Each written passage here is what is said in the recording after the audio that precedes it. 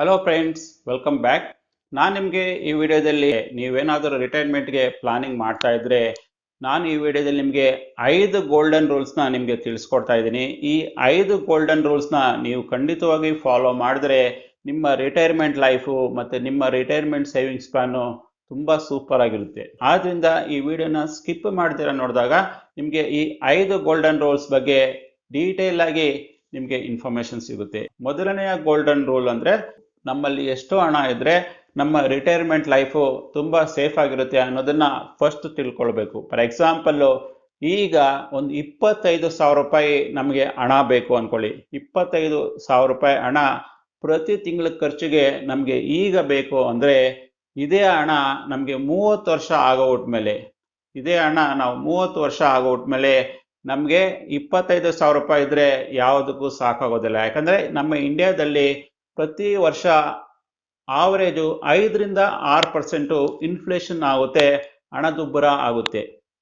ನಾವು ಆ ರೀತಿಯಲ್ಲಿ ಕ್ಯಾಲ್ಕುಲೇಟ್ ಮಾಡ್ಕೊಂಡು ಹೋದಾಗ ನಮಗೆ ಸುಮಾರು 1.25 ಲಕ್ಷದಿಂದ 1.5 ಲಕ್ಷ ರೂಪಾಯಿ ನಮಗೆ ಸೇಮ್ ನಮ್ಮ ಲೈಫ್ ಸ್ಟೈಲ್ ಈಗೇನಿದೆಯೋ, ಈಗ ನಮ್ಮ ಲೈಫ್ ಸ್ಟೈಲ್ 25,000 ರೂಪಾಯಿಗೆ ಏನು ಲೈಫ್ ಸ್ಟೈಲ್ ಇದೆಯೋ ಅದೇ ಲೈಫ್ ಸ್ಟೈಲು 30 ವರ್ಷ ಆಗೋಟ್ಮೇಲೆ ನಾವು ಅದೇ ಲೈಫ್ ಸ್ಟೈಲ್ನ ನಾವು ಮೇಂಟೈನ್ ಮಾಡಬೇಕಂದ್ರೆ ನಮ್ಮಲ್ಲಿ ಸುಮಾರು 1.25 ಲಕ್ಷದಿಂದ 1.5 ಲಕ್ಷ ರೂಪಾಯಿ ಹಣ ಪ್ರತಿ ತಿಂಗಳು ನಮಗೆ ಬರ್ತಾ ಇರಬೇಕು. ಆಗ ಮಾತ್ರ ಈಗ ನಾವು ಏನು ಮಾಡ್ತಿದ್ದೀರೋ ಲೈಫ್ ಸ್ಟೈಲು ಆ ಟೈಮಲ್ಲಿ ಕೂಡ ಅದೇ ಲೈಫ್ ಸ್ಟೈಲ್ ಮಾಡೋಕ್ಕೆ ಸಾಧ್ಯ ಆಗುತ್ತೆ. ಆದ್ರಿಂದ ನಾವು ನಮ್ಮ ರಿಟೈರ್ಮೆಂಟ್ ಪ್ಲಾನಿಂಗ್ ಮಾಡ್ಬೇಕಂದಾಗ ಈಗಿನ ರೇಟು, ಈಗಿನ ಕಾಸ್ಟು ಖಂಡಿತವಾಗಿ ನಾವು ತಗೊಳ್ಬಾರ್ದು. ಮುಂದಿನ 30 ವರ್ಷದಲ್ಲಿ ಇನ್ಫ್ಲೇಷನ್ ಎಲ್ಲ ಸಮೇತ ಆಡ್ ಮಾಡಿಕೊಂಡು ಆಗಿನ ಮೊತ್ತಕ್ಕೆ ನಾವು ರಿಟೈರ್ಮೆಂಟ್ ಪ್ಲಾನ್ ಮಾಡಬೇಕಾಗಿರೋದು. ಇದು ಮೊದಲನೆಯ ಗೋಲ್ಡನ್ ರೂಲು. ಎರಡನೆಯ ಗೋಲ್ಡನ್ ರೂಲ್ ಏನಂದ್ರೆ, ನಮ್ಮ ರಿಟೈರ್ಮೆಂಟ್ ಪ್ಲಾನ್ ನಾವು ಮಾಡಬೇಕಂದಾಗ ಸುಮಾರು ಈಗ ನಾವು ಫಸ್ಟ್ ಕೆಲಸಕ್ಕೆ ಯಾವಾಗ ಸೇರ್ಕೊಳ್ಬೋದು, ಒಂದು 22 ವರ್ಷಕ್ಕೋ 25 ವರ್ಷಕ್ಕೋ ನಮ್ಮ ಫಸ್ಟ್ ಕೆಲಸಕ್ಕೆ ನಾವು ಸೇರ್ಕೊಂಡಾಗ ಆಗಿಂದನೇ ನಾವು ಪ್ಲಾನ್ ಮಾಡಬೇಕು. ನಮ್ಮ ರಿಟೈರ್ಮೆಂಟ್ ಪ್ಲಾನ್ನ ನಾವು 25 ವರ್ಷದಿಂದನೇ ನಾವು ಪ್ಲಾನ್ ಮಾಡ್ಕೊಂಡಾಗ ಮಿನಿಮಮ್ ಒಂದು 10-20% ನಮ್ಮ ಮಂತ್ಲಿ ಇನ್ಕಮ್ ಏನಿದೆಯೋ ಅದರಲ್ಲಿ 10-20% ಹಣನ ನಮ್ಮ ರಿಟೈರ್ಮೆಂಟ್ಗಂತಾನೆ ನಾವು ಸೆಪರೇಟ್ ಆಗಿ ಇಟ್ಕೊಳ್ಬೇಕಾಗುತ್ತೆ. ಆ ಹಣನ ನಾವು ಕೆಲವು ಕಡೆ ಇನ್ವೆಸ್ಟ್ಮೆಂಟ್ ಮಾಡಬೇಕಾಗುತ್ತೆ. ಈ ಥರ ನಾವು ಒಳ್ಳೆ ರೀತಿಯಲ್ಲಿ ಪ್ಲಾನ್ ಮಾಡಿಕೊಂಡು 10-20% ಹಣನ ನಾವು ಒಳ್ಳೆ ಕಡೆ ಇನ್ವೆಸ್ಟ್ಮೆಂಟ್ ಮಾಡಿ ನಮ್ಮ ರಿಟೈರ್ಮೆಂಟ್ ಕಾರ್ಪಸ್ಸು ಒಳ್ಳೆ ರೀತಿಯಲ್ಲಿ ನಾವು ಬೆಳೆಸ್ಕೊಂಡಿಲ್ಲ ಅಂದರೆ ನಮ್ಮ ರಿಟೈರ್ಮೆಂಟ್ ಲೈಫು ತುಂಬ ಕಷ್ಟ ಆಗ್ಬಿಡುತ್ತೆ. ಆದ್ರಿಂದ ಈ ಎರಡನೆಯ ಗೋಲು ಕೂಡ ನೀವು ನಿಮ್ಮ ಮೈಂಡಲ್ಲಿ ಇಟ್ಕೊಳ್ಬೇಕು. ಮಿನಿಮಮ್ ಒಂದು 10-20% ನಿಮಗೆ ಮಂತ್ಲಿ ಇನ್ಕಮ್ ಏನಿದೆಯೋ ಅಷ್ಟು ಹಣನ ನೀವು ರೆಗ್ಯುಲರ್ ಆಗಿ ಕೆಲವು ಕಡೆ ಇನ್ವೆಸ್ಟ್ಮೆಂಟ್ ಮಾಡಬೇಕು. ಅದು ಸ್ಟಾಕ್ಸ್ ಇರ್ಬೋದು, ಮ್ಯೂಚುವಲ್ ಫಂಡ್ಸ್ ಇರ್ಬೋದು, ಪೋಸ್ಟ್ ಆಫೀಸ್ ಸೇವಿಂಗ್ಸ್ ಇರ್ಬೋದು, ರಿಯಲ್ ಎಸ್ಟೇಟ್ ಇರ್ಬೋದು, ಗೋಲ್ಡ್ ಇರ್ಬೋದು. ಯಾವುದೇ ಏರಿಯಾದಲ್ಲಿ ಇನ್ವೆಸ್ಟ್ಮೆಂಟ್ ಮಾಡಿದ್ರು ನಿಮಗೆ ಫಸ್ಟ್ ಏನಿದೆಯೋ ಗೋಲ್ಡನ್ ರೂಲು, ನಿಮ್ಮ ರಿಟೈರ್ಮೆಂಟ್ ಕಾರ್ಪಸ್ ಎಷ್ಟು ಬೇಕೋ ಅದಕ್ಕೆ ತಕ್ಕಂತೆ ನೀವು ಇನ್ವೆಸ್ಟ್ಮೆಂಟ್ ಮಾಡಬೇಕಾಗುತ್ತೆ. ಮತ್ತೆ ಮೂರನೆಯ ರೂಲ್ ಏನಂದ್ರೆ 100% ರೂಲು. ಮೂರನೇ ರೂಲು ಅಂದ್ರೆ 100% ರೂಲು. ಎರಡನೆಯ ಗೋಲ್ಡನ್ ರೂಲಲ್ಲಿ 10-20% ನಮ್ಮ ಇನ್ಕಮ್ನ ನಾವು ರಿಟೈರ್ಮೆಂಟ್ ಅಲ್ಲಿ ಇನ್ವೆಸ್ಟ್ಮೆಂಟ್ ಮಾಡಬೇಕು ಅನ್ಕೊಂಡಿದೀವಲ್ಲ, ಆ ಹಣನ ನಾವು ಎಲ್ಲಿ ಇನ್ವೆಸ್ಟ್ಮೆಂಟ್ ಮಾಡಬೇಕು?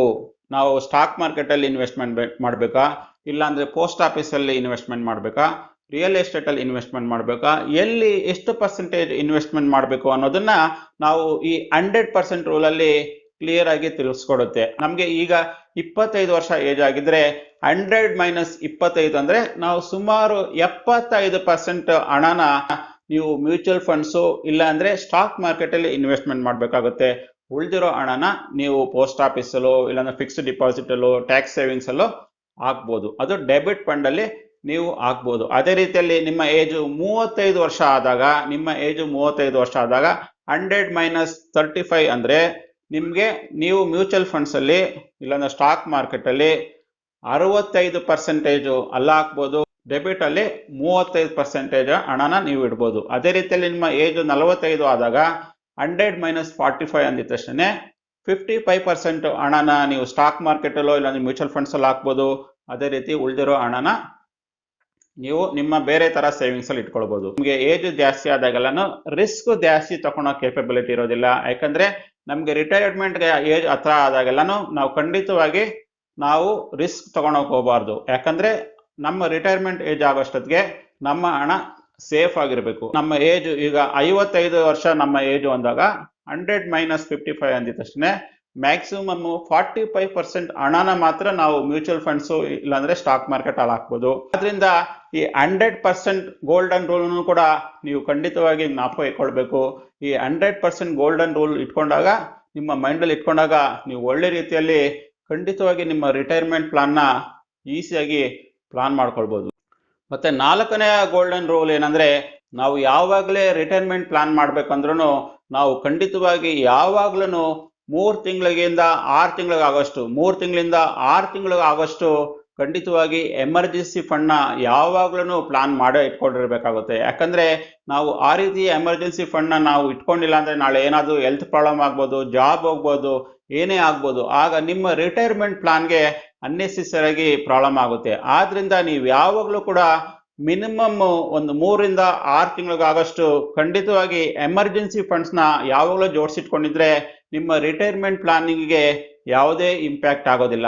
ಮತ್ತೆ 5ನೆಯ ರೂಲ್ ಏನಂದ್ರೆ, ನೀವು ರಿಟೈರ್ಡ್ ಆಗೋಟ್ಮೇಲೆ, ಈಗ ನಿಮ್ಮ ಏಜು 60 ವರ್ಷ ಆಗೋಟ್ಮೇಲೆ ನೀವು ನಿಮ್ಮ ಕಾರ್ಪಸ್ ಏನು ಇಟ್ಕೊಂಡಿದ್ದೀರೋ, ನೀವು ಎಷ್ಟು ಹಣನ ಶೇಖರಣೆ ಮಾಡ್ಕೊಂಡಿದ್ದೀರೋ, ನೀವು ಎಷ್ಟು ಹಣನ ಶೇಖರಣೆ ಮಾಡ್ಕೊಂಡಿದ್ದೀರಿ, ಈಗ ಫಾರ್ ಎಕ್ಸಾಂಪಲ್ 1 ಕೋಟಿ ಹಣನ ನೀವು ಶೇಖರಣೆ ಮಾಡ್ಕೊಂಡಿದ್ರೆ ಗೋಲ್ಡನ್ ರೂಲ್ ಏನ್ ಹೇಳ್ತಾರೆ ಅಂದ್ರೆ, ಮಿನಿಮಮ್ 4% ಮಾತ್ರ ನೀವು ವಿತ್ಡ್ರಾ ಮಾಡ್ಕೊಳ್ಬಹುದು ಅಂತಾರೆ. 1 ಕೋಟಿಯಲ್ಲಿ 4% ಅಂದ್ರೆ 4 ಲಕ್ಷ ರೂಪಾಯಿ ಹಣನ ನಾವು ಪ್ರತಿ ವರ್ಷನೂ ನಾವು ವಿತ್ಡ್ರಾ ಮಾಡ್ಕೊಂಡು ಹೋಗ್ಬೋದು. ಈಗ ಫಾರ್ ಎಕ್ಸಾಂಪಲ್ ನಾವು 60 ವರ್ಷ ರಿಟೈರ್ಡ್ ಆಗಿದ್ವಿ ಅಂದ್ರೆ ಇನ್ನು ನಮ್ಮ ಮುಂದಿನ ವಯಸ್ಸು ಒಂದು 15 ರಿಂದ 20 ಇಲ್ಲಾಂದ್ರೆ ಒಂದು 25 ವರ್ಷ ನಾವು ಬದುಕಿರ್ಬೋದು.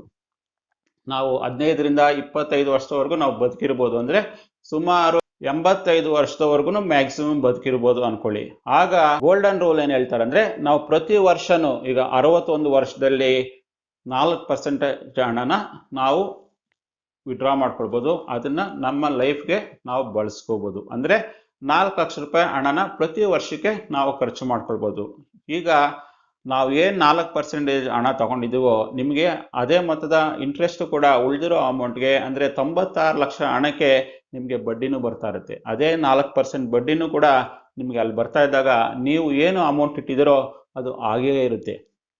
ಅರ್ಥ ಆಯ್ತಲ್ವಾ? ಇನ್ ಕೇಸ್ ಏನಾದರೂ ನಿಮ್ಗೆ 4% ಸಾಕಾಗಲ್ಲ ಅಂದಾಗ 5% 6% ವರೆಗೂ ಮ್ಯಾಕ್ಸಿಮಮ್ ವಿಡ್ರಾ ಮಾಡ್ಕೊಳ್ಬೋದು. ಅದಕ್ಕೆ ಮೇಲೆ ನೀವು ಖಂಡಿತವಾಗಿ ನೀವು ವಿಡ್ರಾ ಮಾಡಕ್ ಹೋಗ್ಬಾರ್ದು. ಯಾಕಂದ್ರೆ ಆ ಥರ ಏನಾದ್ರು ವಿಡ್ರಾ ಮಾಡಿದ್ರೆ ನಿಮ್ಗೆ 80 ವರ್ಷ 85 ವರ್ಷದಲ್ಲಿ ಏನಾದರೂ ಹಣ ಬೇಕು ಅಂದ್ರೆ ಆಗ ನಿಮಗೆ ಹಣ ಸಿಗೋದಿಲ್ಲ. ಆದ್ರಿಂದ ನಾನು ಈ ವಿಡಿಯೋದಲ್ಲಿ ತಿಳಿಸಿರುವ ಈ 5 ಗೋಲ್ಡನ್ ರೂಲ್ನ ನಿಮ್ಮ ಮೈಂಡ್ ಅಲ್ಲಿ ಇಟ್ಕೊಂಡು ಅದಕ್ಕೆ ತಕ್ಕಂತೆ ಪ್ಲಾನ್ ಮಾಡ್ಕೊಂಡ್ರೆ ನಿಮ್ಮ ರಿಟೈರ್ಮೆಂಟ್ ಲೈಫು ತುಂಬಾ ಹ್ಯಾಪಿ ಆಗಿರುತ್ತೆ.